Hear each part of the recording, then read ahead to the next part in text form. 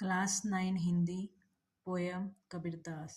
गुरु गोविंद दो खड़े काके लागू पाए, बलिहारी गुरु आपनो जिन गोविंद दियो बताए। हिंदी साहित्य के निर्गुणवादी कवि कबीर द्वारा रचित इस दोहे के गुरु एवं भगवान दोनों की तुलना करके गुरु के स्थान को ईश्वर से अधिक बड़ा बताया गया है। कबीरदास जी कहते हैं कि मेरे सामने गुरु और भगवान दोनों खड़े हैं। मेरे सामने उलझन यह है कि दोनों में से किसके चरण स्पर्श पहले करूं। कबीर स्वयं इस प्रश्न का उत्तर देते हुए कहते हैं कि मुझे पहले गुरु के चरणों में ही अपना शीश झुकाना चाहिए, क्योंकि गुरु ने ही मुझे ईश्वर तक पहुंचने का मार्ग बताया है। भाव यह है कि गुरु की कृपा से हम भगवान तक पहुंचते, इसलिए गुरु का स्थान ईश्वर से भी ऊंचा है।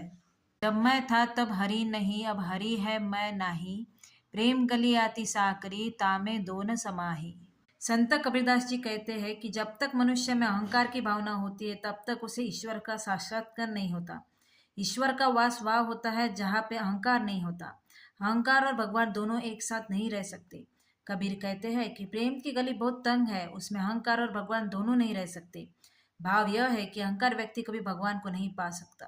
कांकर पाथर जोरी के मस्जिद लई बनाए, ता चढ़ी मुल्ला बाग दे क्या बहरा हुआ खुदाए। कबीरदास ने अपनी साखियों में प्रचलित रूढ़ियों व आडंबरों पर गहरी चोट की है।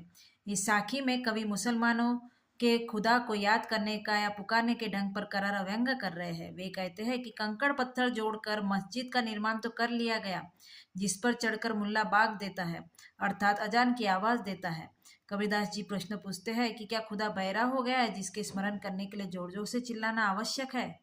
पाहन पूजे हरि मिले तो मैं पूज पहाड़, ताते ये चाकी भली पिस खाए संसार। उपयुक्त साखी में संत कबीरदास हिंदुओं की मूर्ति पूजा पर करारा व्यंग करते हुए कहते हैं कि यदि पत्थर पूजने से भगवान मिल जाए तो मैं किसी छोटे मोटे पत्थर को नहीं बल्कि पूरे पहाड़ की पूजा करूं। कबीर कहते हैं कि पत्थर की बनी उस मूर्ति से तो चक्की अच्छी है, क्योंकि उसके द्वारा पिसे गए अनाज से लोगों का पेट भरता है। सब धरती कागत करो, लेखनी सब बन राय, सात समंद की मसी करो, गुरु गुण लिखा न जाए। गुरु के गुण अनंत है, उनका वर्णन नहीं किया जा सकता। यही भाव व्यक्त करते हुए कबीरदास कहते हैं कि गुरु के अनंत गुणों का बखान नहीं किया जा सकता, उन्हें संपूर्ण रूप से लिख कर भी प्रकट नहीं किया जा सकता। इसके लिए यदि सातों समुद्र की शाही बनाई जाए, सारे जंगलों के पेड़ों की कलमें बनाई जाए तथा समस्त पृथ्वी को कागज के रूप में प्रयोग कर लिया जाए, तब भी गुरु के गुणों का वर्णन नहीं किया जा सकता, क्योंकि सब गुण के अनंत गुणों का वर्णन करने के लिए पर्याप्त नहीं है।